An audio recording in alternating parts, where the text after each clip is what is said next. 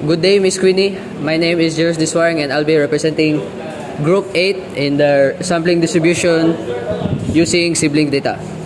Our objectives today is to learn how to solve the population mean, variance, and standard deviation with the sample mean, variance, and standard error. Then we will try to make the sample distribution table, the probability distribution table, and the bar graph. So for our population data, our group consists of 4 participants, being Rafi, Bert, Ashley, and me.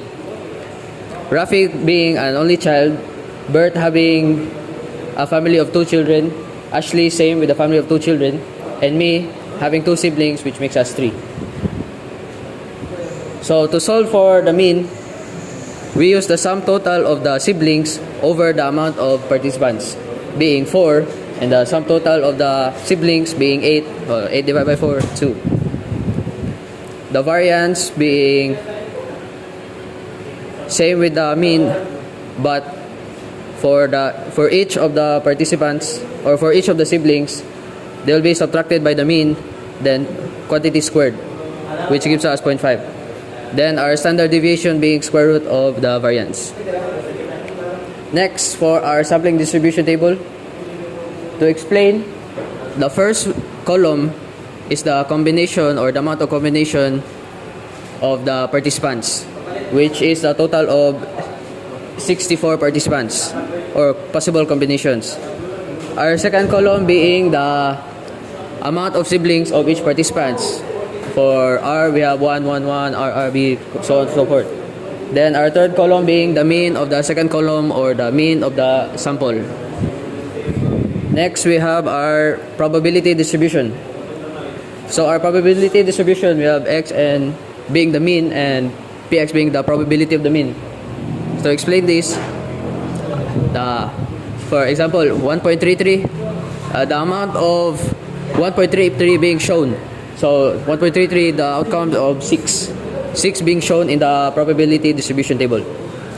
Next, we have our bar graph, the bottom being the mean, then the left side being the probability mean, having 2 as the highest amount of outcome being 20. Next, we have our sample data, which consists of sample mean and sample variance and standard error. Our sample mean solution is the sum of all x times probability x, which gives us 2. Then our variance, same with the mean, but the x is squared, then the total sum subtracted by the sample mean squared, which gives us 0.19. The standard error being the standard deviation over square root of n, which is 4, because we have 4 participants, which gives us 0.3536. Summary. Here are the guided questions. 1. How does the mean of the sample mean compare to the population mean? The mean of the sample mean calculated 2 equals to the population mean, which is also 2. Number 2.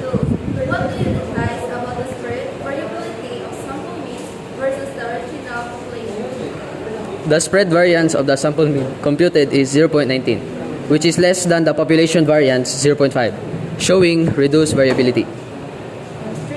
What do you infer about the central limit theorem based on the activity? The central limit theorem suggests that as a sample size increases, the distribution of sample mean should approach normality. But with a small sample size of 3, the distribution is still discrete and not fully normal, though it shows symmetry in the graph. 4. What challenges did your group face and how did you resolve them? A challenge we faced was ensuring the total frequency of the combinations equal to 64, which we solved by carefully recounting the frequencies of each sample mean to correct the initial overcount from 61 to 64. Last question. If you're given a chance to do this alone, will you do it? If yes, why? Yes, because this will give me courage to do more projects and initially courage. But if I make mistakes from this project, I can learn from it, which is a win-win situation. That is all from me, your presenter, James Diswaring, for Group 8. Thank you.